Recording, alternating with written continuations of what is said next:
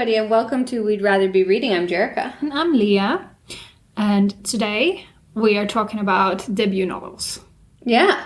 And fucking amazing debut novels. I can't even believe that these are debut novels. Actually, shocked. We had a debut novel last week, and we have a debut novel this week. And both of those novels, I mean, I wrote a novel. It is nowhere near Me too. anywhere even close to this good. Not even worth being published right now. So, terrible. I am super impressed by these authors just debut noveling it out there with these masterpieces. You guys... True talent. Yeah. Or some sort of voodoo witchery happening there. Or did you sell your soul to the devil? Yeah, exactly. Is this what happened? The deal was I'd like to write one masterpiece, and the devil was done. Sure. We talked about this selling your soul to the devil because we watched the Simpsons episode where Bart sells his soul to Milhouse. Okay. And then he can't go in through any of the automatic doors and stuff because he has no soul. And it turns out that my son has sold his soul. No, good to a friend. To a friend. And my husband's what was the exchange? Buy it back. He's like, you need to keep this. We don't know about this stuff. You can't sell your soul to your friend for what? Nothing? What did you even get for candy? That's not worth it. What was the exchange? I don't know. I think it was probably candy in all honesty. Yeah, not good. You you need to at teach least him a debut novel skills. here. Fantastic Skills. debut novel. This would be a fair trade at least because then you can get rich. Yeah. But for candy, no, you ain't getting rich from candy unless you make the best candy ever and sell it, and then maybe you get rich. But for candy you can eat, no. Just pure consumption. There's no point because then it's gonna be. It's you just sold your soul for 5 minutes of candy. What is this? No. This is bad trade. Clearly, I have some teaching to do to my child here. Negotiation skills and value of products.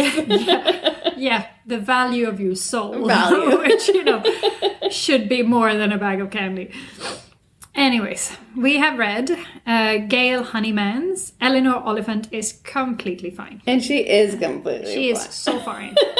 And she is hilariously funny. I loved her so much. She's so random. Do you know what I wrote here that I think is one of my my best little notes ever? Was that if you don't pay attention, you will miss gold. Oh, nuggets of gold. Just so many nuggets of gold. She is the best. They come out of nowhere. They're just in the middle of a random sentence. And then you have to double take to be did I hear that right? And then you go back and you're oh my God, that's so random. Yes. Hilarious. So let's talk about Gail Honeyman first. Okay. She's a Scottish author. And she actually wrote this book while working full-time. Goodness gracious, woman. Yeah. Your multitasking skills are phenomenal. Superb. And I am impressed. Yeah. This book came out in 2017 and it was shortlisted for the Lucy Cavendish Fiction Prize. Yeah, it should be. She should get all of the prizes. This book should have all of the prizes. It was so good. Or maybe it came out earlier. Hang on. No, 2017. Sorry, I'm getting mixed up in my notes here because somewhere it said 2014. I'm did I get something wrong? I listened to the book, and you also audiobooked it? I audiobooked it. And did your mom have the hard copy? She has the hard copy, but in Swedish. Oh, okay. And she liked it, and the translation was apparently good. Nice. I gave it to her for Christmas. The audiobook was good, and her accent was also probably very close to the author's accent. Yeah, it was good. And she went seamlessly between the quite strong Glasgow Scottish accent to more Eleanor's, who was more English, British, English accent. And my first comment on this book is another debut novel. And wow, I am amazed. You should, if you haven't read this, I'm telling you need to drop everything you're doing right now and just freaking run. And go get it and read it and then come back and listen. Exactly. So what are you waiting for? Go. Don't let us spoil anything for you. Oh my God, no. Don't let us spoil it. Go read, listen to this book, do it now, and then come back. But you know what? I can't even tell them what the book is about. So just go and read it. Everything. Just listen to the book or read it. What are you without doing? knowing anything. You're dropping everything you're doing and you're going to read this book. And you're doing it now. Go, go, go. What are you waiting for? Go. Bye. Good. All right. This book has 2 covers for those of you who have read it and are sticking with us. Yes. Or who don't take excellent advice and are still listening to this even though we told you to go read the book first. There's 2 covers. One of them is like this little house made of burnt matches. Yep. That's the one I had. I had the other one, I think. The other one is like a woman with her arms crossed. We don't actually see her face. Both covers are honestly quite boring, but the title, I like it. Like the fact that she's completely fine. I would have picked it up on that, but not necessarily on the covers, honestly. I would assume, based on the covers, that the book was... okay, the book was serious. Let's not, like, take away that there was a very serious plot behind here or a story about it. But normally I don't love super serious fictions. Mm-hmm. So when I would see that cover, I would probably be like, it's going to be meh. Yeah. So there are some trigger warnings for this book. There's a suicide attempt. There's death. Yeah. There's abuse. There's some serious stalking going on here too. Yeah. And there's a lot of abuse in it.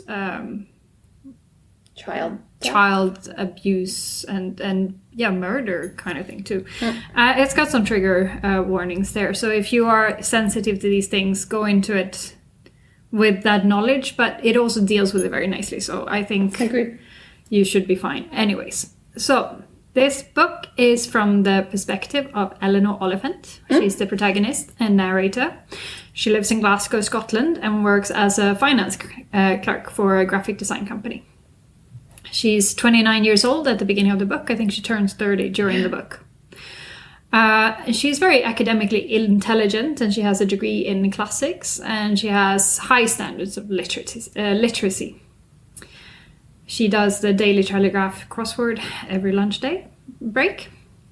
And she is very socially awkward, and she lives a very solitary life. Like, she has no real friends, no social contacts. I think her biggest contact is really like the corner store clerk where she purchases her vodka. He seems to actually genuinely care about her, but she doesn't seem to have anyone else in her life that really cares about her. She doesn't really interact with her co-workers. She finds them all annoying and socially inept, which is funny because she very much socially awkward, but she holds everyone else to very high social standards, which is funny. Every weekend she consumes 2 bottles of vodka. Yep. Classic.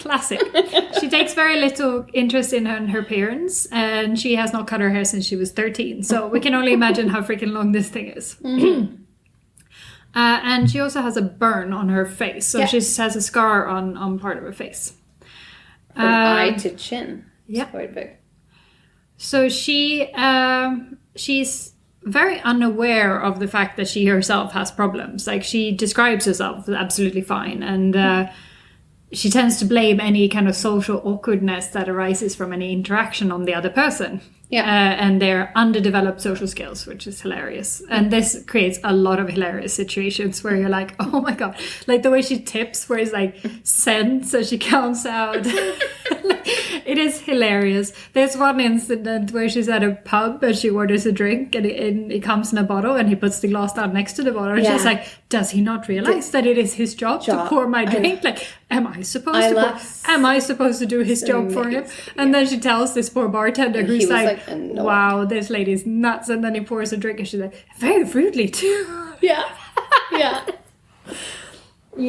And her colleagues, they tend to see her as a little bit of a joke. And she doesn't really like them. She calls them shirkers and idiots.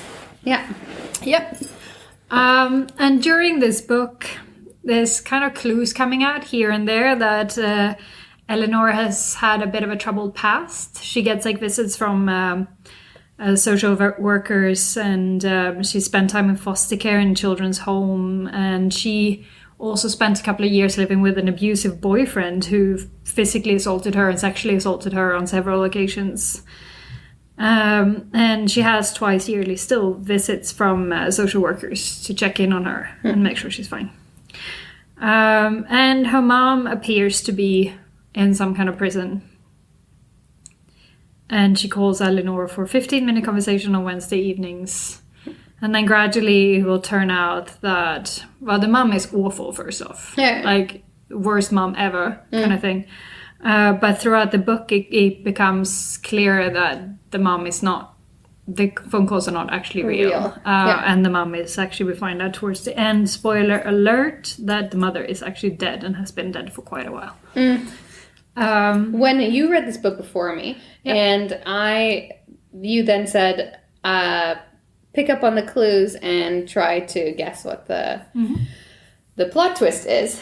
And my thing was, I thought she was going to be like a little bit like Psycho style, where like everything was in her head, but in like a schizophrenic way, which didn't end up being like that.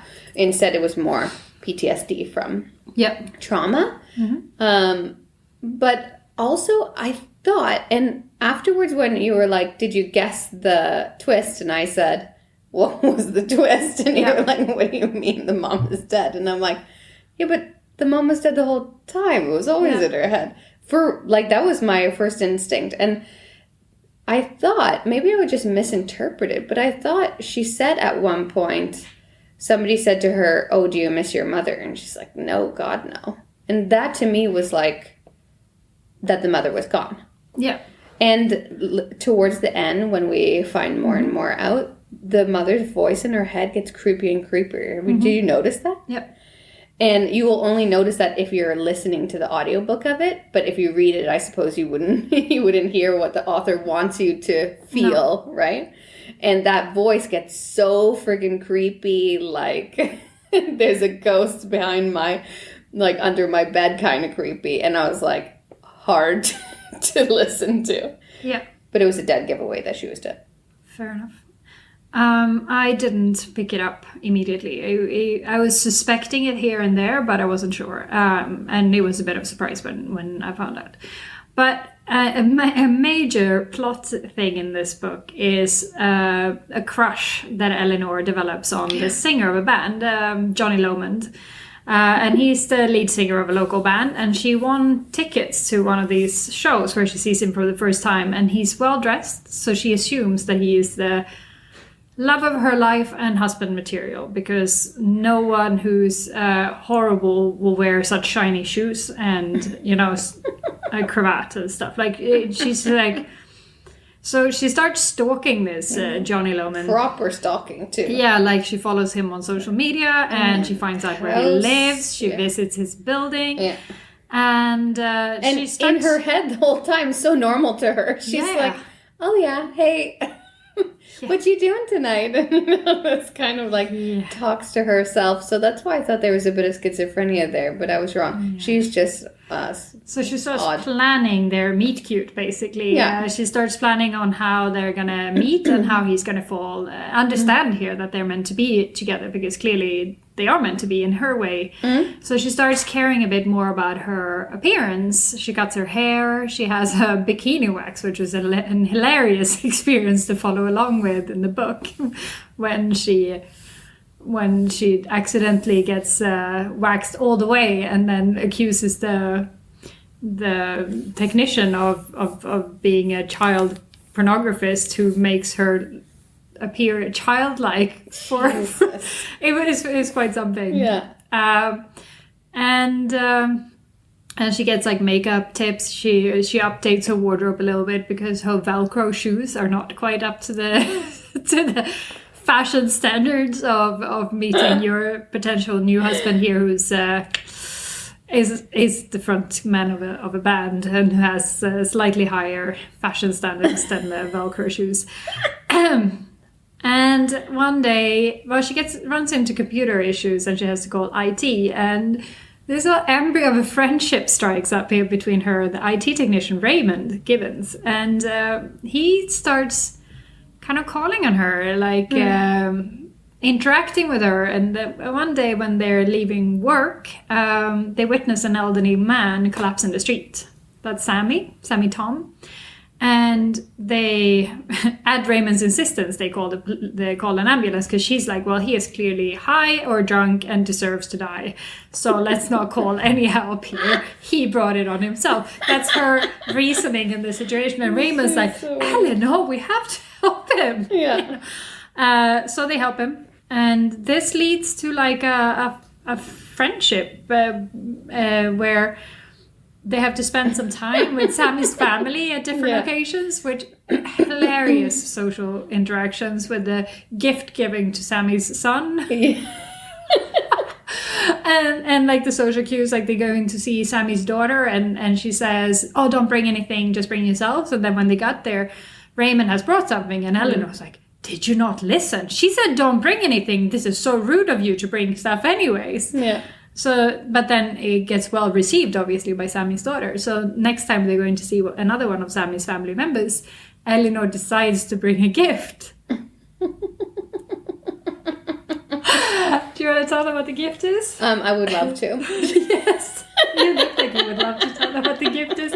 And honestly, if someone ever brought me this gift, I would be so shocked. I would not even know where to begin. I would be like, but thank you. Yeah, you would think that they were like having mental issues. Obviously. Oh yeah, oh for sure. So she's like looking around her house, and what can she take to bring? Like, what would a guy like enjoy to have as a gift? So she finds a bottle of vodka that she hasn't finished drinking. So and it's like a third full. It's like a third full. And she puts it in her purse. And then she puts some crackers or bread. And then she finds some slices of cheese. And puts it also in her purse. Like loose slices of cheese. And her comment to herself was that, well, every guy likes cheese. And I was laughing so much. Like, but yeah, obviously every guy likes cheese. I would also bring cheese as a gift. Slices of but cheese. Purse slices. And she's like so like certain that this is like the best option possible. She's like, this is the greatest gift he's ever going to get. It was like, this book is gold. And then in preparations for her long-awaited meet cute with singer Johnny Lohman, she decides to attend another concert at this venue. And it turns out it's a little bit of a hardcore concert where she does not like the music, and she makes Raymond go with, and then he shows up in like a black shirt, and she's like, why did you not dress up for this? He's like, just trying to blend in. Anyways, she sees hilarious. The world much differently than every other person. There's a little bit of sanity in question there. Yeah, and then when she finally meets Johnny Lohman, when she attends his concert there, that she's been planning to meet him, she starts to realize that, well, first off, he pays no attention to her because he doesn't know she exists. Only in her head are they soulmates. Yeah. And when there's to fill a gap in the performance, he turns around and moons the audience, and Eleanor is like, no husband material would ever moon an audience. This is unacceptable. So she gives up there on her love. Yeah. And returns to her flat and attempts to kill herself.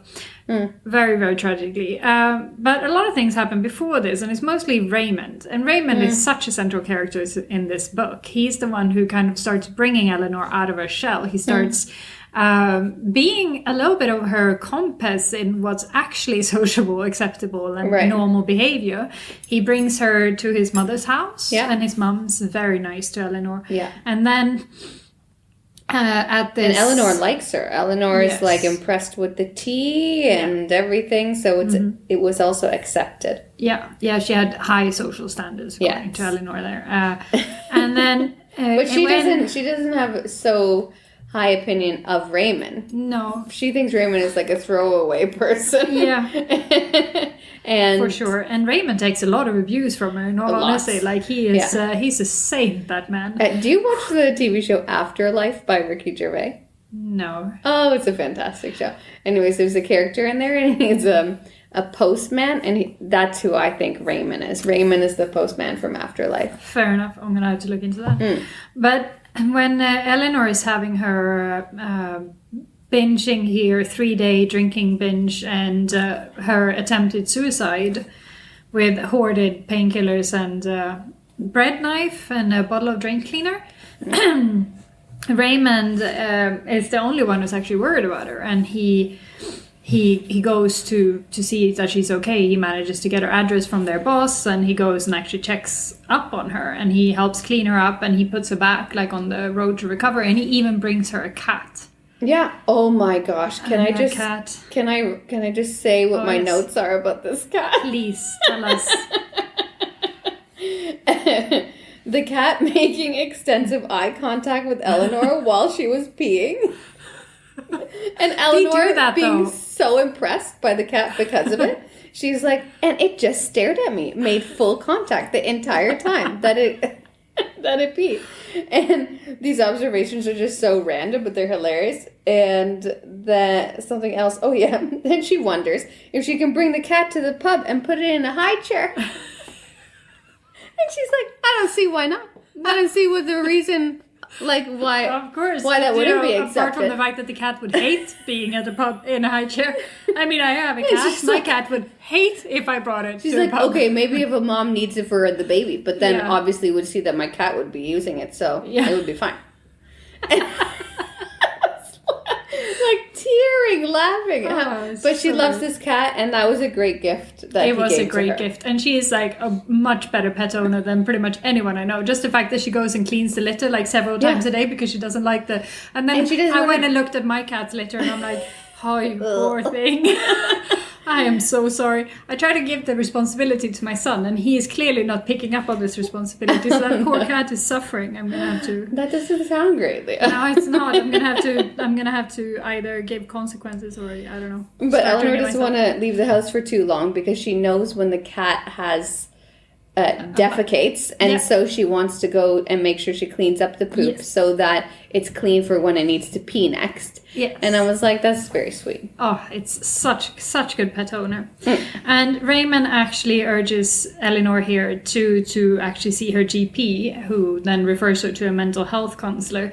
And Eleanor is not impressed by her mental health counselor at first. She is not impressed by the way she dresses, and then it turns out that this mental health counselor is actually really good at her job. I love it. This is what I wrote. The fact that she's impressed with her therapist, Maria, because she asks pertinent and rather interesting questions. It's like she asks her something like, what did you think the outcome would have been meeting this rock star? What like, if it didn't go well, what then? And then in Eleanor's head, she's like, wow. She asks good questions. Never thought about that. Like in my head, this is just perfect the whole way through. Like not at all thought of. But she develops a better relationship with the therapist and continues to be more and more impressed with her. And then that's when all of the stuff gets it comes out. Released. Yeah, and it turns out that Eleanor was... her mother set their house on fire with the intention of killing Eleanor and her younger sister when Eleanor was about 10 years old. Yeah. And her sister would have been about Younger. 4-ish. And then that she was in foster care and children's homes and so on from that point. Fire and it was just never dealt with. Her trauma wasn't dealt with properly by the adults. No, from what we know, But I mean, just the fact that she is the way she is as a grown-up shows that it wasn't dealt with properly when she was a child. And she was difficult. That's what a lot of her foster parents were saying. They didn't want to deal with her because she was difficult. And then she learned. Did she also change her name and something? But she was given a new name because when the mom setting the house on fire and killing the younger child was and the mother died in that fire. Yeah, also. It was obviously newsworthy. So this was quite a big thing. So she was given a new name to protect her from the media. So when the house got set on fire from the mom who had mental health issues, and the 4-year-old and the mother perished in the fire, and Eleanor was badly burned, and she lived in a hospital for some time. And then went into foster care and that kind of stuff, and never really dealt with the trauma ever until now with her good therapist Maria. Yeah. But this book, honestly, fantastic. I am so impressed by it. Like, I loved it. You missed at the very, very end. What happens? Well, tell me. She kisses Raymond. She kisses Raymond. That they're actually going to be a sort of love interest there. Sure. I don't remember this. I know Raymond was dating Sammy's daughter. No, then they are finally accepting and seeing Raymond as a love interest. Raymond is a good man. I wrote here, man. what a patient man. That's on my notes. Oh my god, yes. Raymond is I also wrote, also an alcohol issue to potentially deal with there. Because he blackout drinks a lot. Yeah. But it seems to be normalized. But I feel, in a way, that the pub culture Yeah. in the UK, it's kind of acceptable to drink several pints of beer. Kind of daily, which is a little bit scary, but I think it's changing. Honestly, I think this pandemic is changing habits for a lot of people. Either becoming more alcoholic or less. Exactly. Changing habits. Yeah. For the better or the worse. Or worse. We'll see. We'll see. When we finally get out of this after wave 643. Variant 7 million. Yeah. Anyways, you're gonna have your COVID, baby. Oh, yeah. Surprised you're not calling her COVID. Do you know, when we had Ivy, we wanted to call her Delta, and then Johan was like, so is Delta off of the table now that it's one of the variant names? And I was like, yeah. She meant Delta COVID. No. So no Delta and baby. No Corona either. No Corona baby. No. It's a little too Spanish for us, I think. We're very, not. Spanish. We're very not Spanish. I mean, I'm French, which I guess can go a little bit more that way than Johan's massive Scandinavianness. But I think people would be less shocked if we named our kid Freya. Yeah, for sure. Luna. I think everyone expected me to name our kid Luna. Yeah. Oh, that's right, yeah. Fair enough. Anyways, baby will come soon. Yeah. Hopefully we don't have COVID during this time. That would be great. You never know. But everyone has COVID now. I think it's like an Oprah. You get a COVID, you get a COVID, you get a COVID. Yeah. Everyone gets COVID. But then everyone gets also surviving it, which we should say that it's a good thing. That's an excellent thing. Yeah. The survival rate is much better for COVID now, which is it is a good thing. And for next week we are reading another book, which is a debut also? I believe so. It's by A.K. Kincaid. And it's called The Demon, the Hero, and the City of Seven. Yes. And it's the first in a series. So we will see how we feel about that one. But read along with us, or read ahead, or don't read it at all. Just listen to our fantastic banter about it. The choice is yours. The world's your oyster. And now back to other stuff. We encourage reading, though. Yeah, and if you haven't read Eleanor Oliphant and we spoiled it all for you, it's not fully spoiled. You will still laugh out loud at so many of these things. And it's so good. So go read it now. It's brilliant. Go. All right. Bye. Bye. We'd Rather Be Reading is an original podcast by Jerrica and Lia. The music for The Penguins, written and performed by David Allred from the album The Transition, courtesy of Erased Tapes. Please check him out on Spotify and check us out on social media. We're on Facebook and Instagram at We'd Rather Be Reading and on Twitter at We'd Rather Read. You can also email us at we'dratherbereadingthepod@gmail.com. Thanks for listening.